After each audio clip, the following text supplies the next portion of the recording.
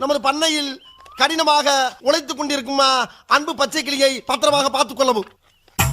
ஏனென்றால் அவன் என் கண்ணுக்குள்ளே திரிகிறான். அதுபோக அவன் மாடு மேய்க்கும் போது அவனை வெயிலில் நடக்க விடாமல் அவனுக்கு ஒரு புல்லட்டு வாங்கி கொடுத்து, பேண்ட் செட்டும் வாங்கி கொடுத்து, ஒரு தொப்பியும் வாங்கி கொடுத்து போட்டிருக்காருயா. அவனை அவனை அழகு பார்க்குமாறு மிக தாழ்மையுடன் கேட்டுக்கொள்கிறேன். அதுபோக அவனை கயிற்று கட்டில் போட்டு வெளியில் படுக்க விடாமல் ஒரு பஞ்சு மெத்தை வாங்கி கொடுத்து அவனுக்கு ரூம்பு போட்டு ஏசி போட்டு தருமாறு கேட்டுக்கொள்கிறேன்.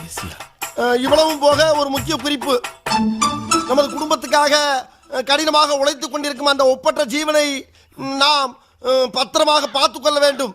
அப்பொழுதுதான் நாம் எல்லோரும் பத்திரமாக இருக்க முடியும். ஏண்டா மொத்தமே 4 வரி தான் இருக்கு. 4 வரி தான், ஆனா கூட்டத்தில் எழுதியிருக்காரு அவரு. கூட்டலத்தா? அதுடா கூட்டலத்து? நான் படிச்சிருக்கல கூட்டலத்து.